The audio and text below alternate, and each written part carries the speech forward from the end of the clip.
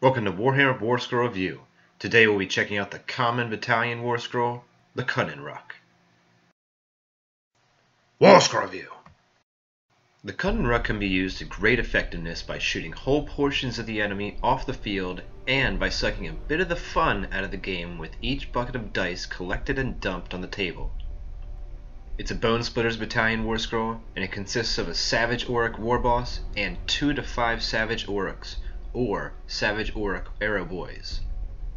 The Savage Aurics attack with choppas, and the Arrow Boys attack with arrows. Pretty complicated stuff.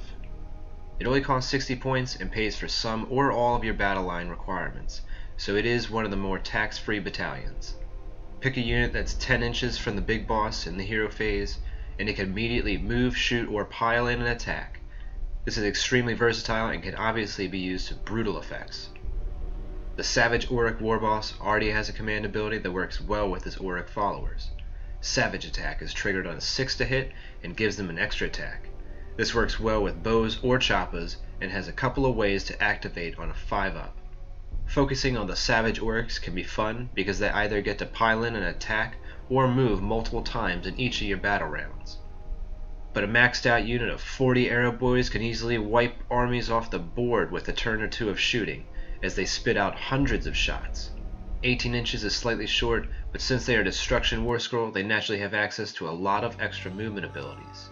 In this form, the Savage Auric's best role is protecting the Arrow Boys as they get in position.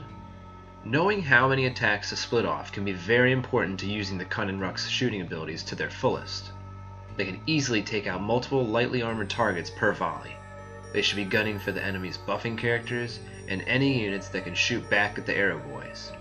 The Bone Splitters command trait is pretty cool, but obviously better suited for the Savage Auric Boys.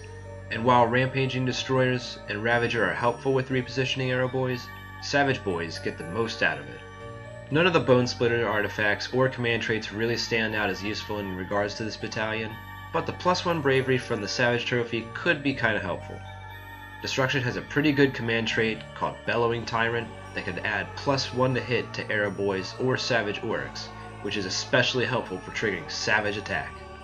The Wargog Prophet's command trait may be a bit better than Savage Attack when used on Choppa Boys to get them potentially piling in and attacking 3 times per turn.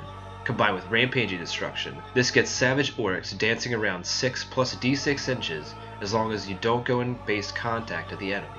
With some careful maneuvering, this can be used to really surround an opponent. The Maniac Weird Knob has a great spell that lets all Bone Splitter units within 10 inches reroll 1s to hit, but with doubles on the casting roll would allow those units to reroll all hit rolls. Speaking of spells, magic is where Bone Splitters really shine.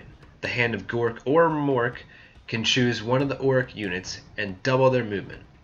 This also makes them fly, which is especially powerful for the Savage Aurics, who could be making multiple movements in each of your turns. Brutal Beast Spirit could give a unit of Bone Splitters +1 to run, charge, or to hit rolls, and is especially powerful coupled with Savage Attack. If you want the Savage Aurics to be the main damage dealer of the battalion, Bone Splitters faction may be the better choice. But if you're using Arrow Boys, they gain similar benefits from either faction, so it really has to do more with what you want to use with them. If you choose Destruction Grand Alliance, Thunder Tusks and Stonehorns are always a great complement to any army. In fact, the Kunnin Rukk with 40 Arrow Boys and the rest of the points in Beastclaw monsters is a popular army list. It's pretty cheap, can operate independently, and includes battle lines so it can fit well in any army. But on the other hand, you could just make an army of 3 Kunnin Rukks consisting of 1 unit of 10 Savage Aurics and 40 Savage Auric Arrow Boys. But rolling 100 dice multiple times per turn is pretty boring to do and watch. The battalion is a common Warscroll to encounter on the battlefield. Many Destruction players use at least 1, but some use 2 or even 3. When facing it, remember that the +1 attack from the Arrow Boys only triggers with 20 models or more, and taking down a few at a time can easily push the Aurics below that threshold. Also worth noting is that their bravery is not very good and can easily pull down even more models. Killing just 1 model is easy and loses the unit around 6 shots. The Kunnin Rukk is extremely competitive and especially savage, therefore the battalion is a 5 out of 5. It would probably be nice to see a slight points increase in the General's Handbook too. because, as I said, it's cheap and easily fills in battle line, while making a unit of arrow boys extremely devastating. What do you think of the Kunnin Rukk? Do you think it should have a points adjustment in the next handbook? What other War Scrolls would you like to see covered on the channel? Leave your thoughts in the comments below, and thanks for watching.